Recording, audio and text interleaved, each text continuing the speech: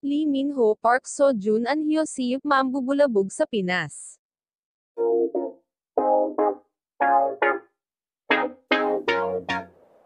Ilan sa mga comment na nababasa namin sa social media, ano ba yan, ubusan ng pera. Omo, bakit naman sabay-sabay? Help, pwede bang wag na munang mag-tuition, pang-OPA muna?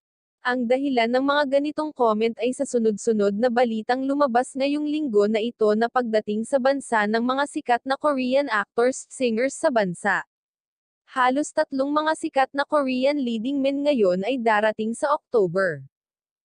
Sa mga sanay na dumalo ng mga fan meeting ng mga Korean actors, idols, alam nila na mahina ang pili 5,000 pataas sa tiket.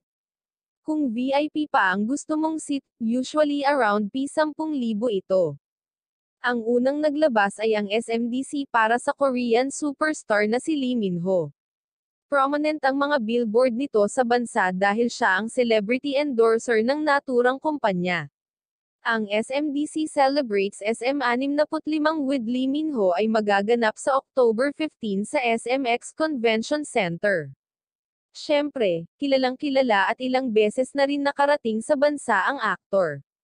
Maraming fan si Min-ho na mga Pinoy mula pa sa kanyang mga K-drama tulad ng Boys Over Flower, Legend of the Blue Sea Tears, at Seeking Eternal Monarch. Ang sumunod na naglabas naman ng announcement, ang isa pa sa paborito ng mga Pinoy K-drama addicts, si Park Seo-joon. Magkasunod ang ganap ni Min-ho at Park Seo-joon. Si PSJ naman ay sa Araneta Coliseum sa October 14. Ang UM Worldwide, ang magdadala sa kanya rito through Park Seo-joon Fan Meet in Manila.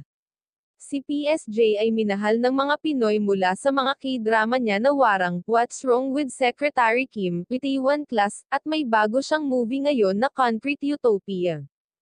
Sa dalawang sikat na Korean actors pa lang, halos na memorable mo na ang mga K-drama addicts na Pinoy.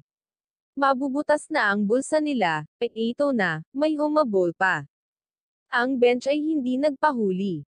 Ang isa sa Korean star endorser na si An Hyo-seop ay darating din sa bansa. Sa October 8 naman ito sa SM Mall of Asia. Si An Hyo-seop ang isa sa in-demand Korean actor ngayon.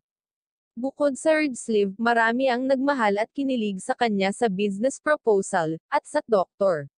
Romantic series. Lahat sila ay mga sikat at talagang may mga fanbase.